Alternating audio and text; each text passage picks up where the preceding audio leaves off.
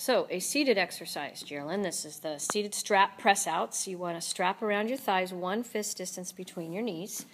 Your feet should be directly underneath your knees. And then you're sitting kind of up and forward off the back of the chair. So if you can do this, that's even better. And you get a pelvic tilt and arch that way. And then I want you just to push out on the strap and release. And push out and release. I'm going to show you a few exercises you can do seated that are really super good for your hips. Okay, your back, your pelvis. We're going to do something in a moment for the hip flexor. So again, do about 3 sets of 20 of these, just to kill the time while you're on the airplane. At the restaurant? Yes, I've done it at the restaurant. At the dining room table. And you don't always need a strap. Sometimes I've used my jacket or whatever I have if I'm out to eat and I just had a light jacket and I don't mind tying it around my knees really, really tight. And I get the same resistance, and so you push the legs out. I've done that before in a restaurant because you're not going to probably remember to travel everywhere with your strap. No, so you just push out and release and push out and release. Now check your feet because your feet have started to kind of turn out and got a little wider. So bring your feet a little closer together. Walk your right foot out a little bit more. Yep. Okay, so let's say you've done 3 sets of 20. Okay. What I want you to do is put your hands palms up on your thighs. Roll your pelvis forward and get that nice arch. Keep and maintain that without moving your shoulders. And now imagine your toes are on eggshells. Push out on the strap first to stabilize, and then slowly lower and lift your heels off of the floor, getting the front of your hips to do the work. When I'm pulling out, I'm lifting my heels. Yeah, first you pull out and you maintain the pressure on the strap.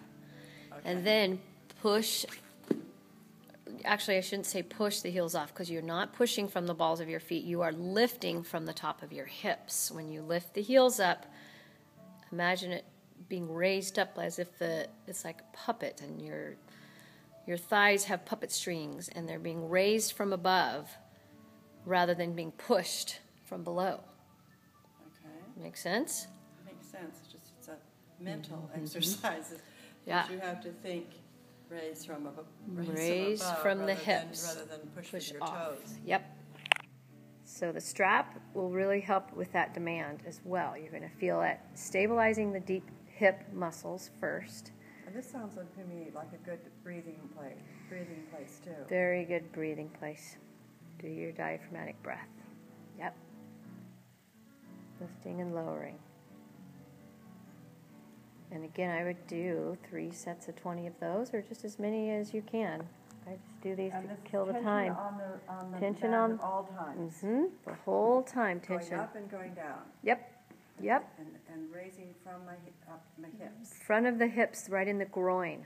So right the hip here. Flexor area is where you're raising from. That's the iliopsoas, your hip flexor. And from the strap, you're pressing out, getting into the deep external rotators of the hip. And what is this doing?